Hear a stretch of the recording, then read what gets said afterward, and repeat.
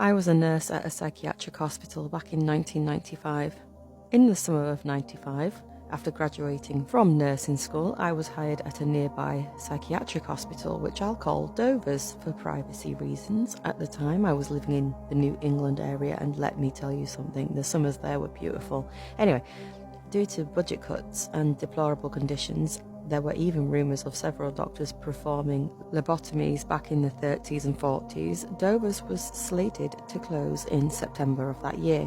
At the time of my hiring, though, most of the 500 patients living at the Dover's were either released or relocated to other hospitals, leaving about 100 patients behind with 17 staff members, including 3 doctors and 4 nurses, including myself. Now, Dover's itself was a grand hospital with its Gothic-style architecture, and while it was open, was the talk of the town, both good and bad. Dover's was located on the edge of town and was surrounded by very dense woods with only one road leading in and out.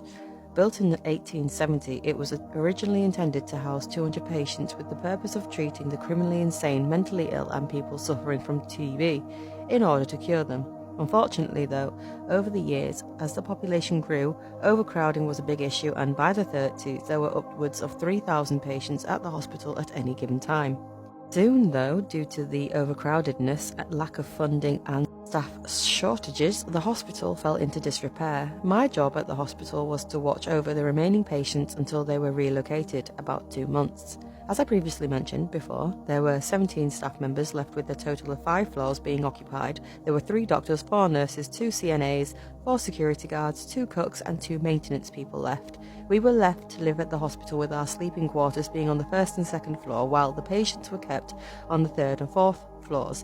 But somehow, though, there was a miscalculation with the rooms, and therefore I volunteered to sleep on the 5th floor where I would be alone, which didn't bother me at all. It was a Friday when I arrived, and since I didn't have to report to work until Monday, I had the weekend to myself. Now, Dover's had several floors in total, with the 5th, 6th and 7th floor remaining unused after several patients died under mysterious circumstances back in the 70s. Of course, rumours were abound about the hospital being haunted, but at the time I didn't believe in the ghosts. After I met the other staff, I had dinner and decided to retire to my room. Now, the 5th floor had not been used for over 6 years, so you can imagine just how much dust had accumulated on everything. After cleaning my room, I took a shower and decided to turn in for the night. It was around 1 in the morning when something awoke me from a deep sleep. Adjusting my eyes to the darkness, I saw a figure standing at the edge of my bed. It appeared to be a woman wearing one of those old-fashioned nurses' uniforms. I quickly turned on the lights and poof, the figure was gone. After tossing and turning for about an hour, I finally fell asleep, and the next morning after breakfast, I decided to explore the rest of the 5th floor. Using a flashlight, I wandered the halls, peering into each room as I walked by until I reached the now abandoned nurses' station. It was as if time stood still. There was a long-forgotten coffee mug with coffee stains sitting on the counter, and all around the walls were old pictures of who I assumed were the nurses that used to live here. I studied the pictures well as I was curious about the previous staff that worked here. There was a picture that was taken during the Christmas of 1978, and I actually recognised Sue, not her real name, one of the nurses in the picture. I continued to explore the 5th floor until I began to feel sleepy. That night, as I lay in bed, I could hear the faint sound of a woman crying. Thinking it was one of my patients, I went to check it out. As I exited my room and entered the dark hallway, I noticed that the crying was getting louder. I began walking towards the nurse's station and stopped, as the crying seemed to be coming from somewhere in the back of the station. I nervously called out, "Hello?" but of course got no answer, and that's when I spotted it, a door I didn't notice earlier. I slowly walked over to the door and opened it and noticed how dark it was inside this room, so I started using my flashlight, scanned the room, and for a second I thought I saw a figure hunched over in the corner, and the crying abruptly stopped. Anyway, using my flashlight, I began to explore the office, and that's when I spotted the picture of Dr. Ryan, also not his real name. Dr. Ryan was one of the 3 doctors who remained behind at Dover's, and I had questions. It was the next day when I talked to Sue and asked her if any of the other nurses died here, and she said, as a matter of fact, a nurse that used to work here went missing about 17 years ago. It was rumoured that she was having an affair with one of the doctors, and that she was also pregnant with his baby. Do you know who it was, the doctor, that she was having an affair with? Nope, I don't. But I had a feeling I knew who it was, though.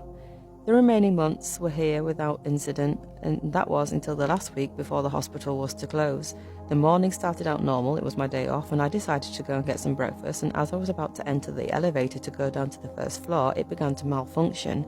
Then from behind me, I heard the most blood-curdling wail, almost like someone in pain, sending shivers down my spine. I stood there in shock, unable to move. Somehow, though, I built up enough courage to turn around, and that's when I saw the ghost of a nurse gliding towards me. Unable to move, she approached me, and within a blink of an eye, she placed her hand, which was somehow solid, on my shoulder, and then horrible images flashed before my eyes as I saw her being murdered. Then her killer, hiding her body somewhere on the 5th floor, and I saw who killed her. About an hour later, the hospital was bustling with police and forensic experts. I even saw them escorting Dr. Ryan out of the hospital in handcuffs. They had found Donna's remains behind the walls inside Dr. Ryan's old office. See, 17 years ago, Dr. Ryan, who was married, was having an affair with a nurse from the hospital, who I'll call Donna. Several months into the affair, Donna found out she was pregnant and threatened to tell Mrs. Ryan if he didn't divorce her. Scared his wife would leave him, he killed Donna in a fit of rage. After Dr. Ryan's arrest, I showed Sue the picture of Donna which I had found at the nurse's station, and she confirmed what I already knew. She was the nurse that went missing back in 1978. It was a few days after Dr. Ryan's arrest that the hospital closed its doors for the last time. As I exited the hospital, I felt a great sense of sadness, so I glanced up at the 5th floor one last time, and standing there at the window was Donna. I waved at her and she smiled at me, then vanished. At that moment, I felt a sense of calm. I often think about that time back in '95 and wonder if Donna finally found peace in the afterlife.